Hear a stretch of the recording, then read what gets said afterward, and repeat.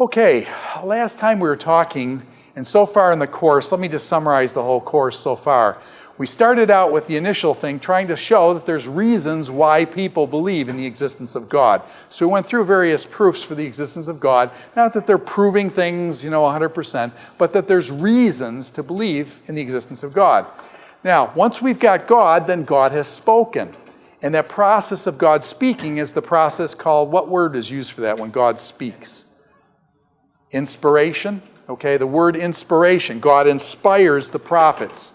And so God speaks to the prophets. We call that inspiration. Now, after God has inspired the prophets and spoken to the prophets, then what happens with the people of God? The people of God collect the books. Now, does the collection of books take over 1,000 years? Moses wrote at 1400 BC. Malachi is writing at 400 BC. There's a 1,000-year gap there. So the Jewish people are collecting the Word of God over a long period of time, and they collect it and put it in various sacred places. Do other people come in and try to destroy the Word of God?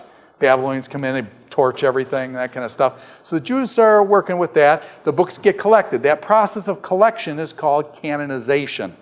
So you have the process of canonization is the collecting of the authoritative books. After the books get collected, what needs to happen next? They've got to be copied over and over again. That's called the process of transmission. Transmission is getting copied from one generation to the next. In the process of copying, do scribes make mistakes? When you were scribes on Vinoy or Putnam or Mathewson, question, did you make mistakes? Yes, that's why you have an editor, okay? And so, yeah, scribes make mistakes. Do they make mistakes because they're evil? No, they make mistakes because they're human. They tried to do the best they could. Now, after the scribes have copied the Word of God over for 2,000 years, it has to be transmitted from what language? It has to be translated from Hebrew, Aramaic, and Greek into English so what we can read it, right? And that process is called the process of translation. And I want to look at the process of translation today. Can something get lost in translation? Sorry for using a movie title, but can things get lost in translation?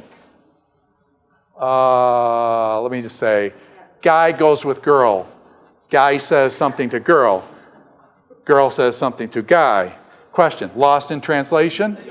Yeah, okay, so you all know what I'm talking about. Now, you put that in Hebrew. Okay, let's not even do that between languages. Date American guys, okay? So, anyways, sorry.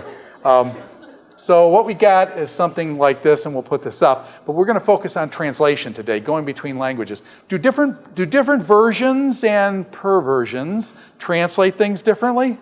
Do they have different theories of how they do translation?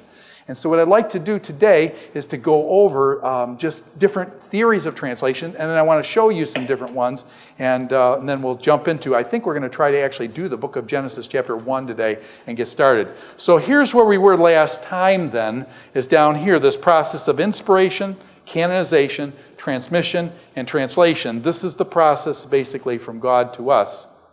And I think we talked about that last time. Now, what I want to do this time is to work on translation. Whoops.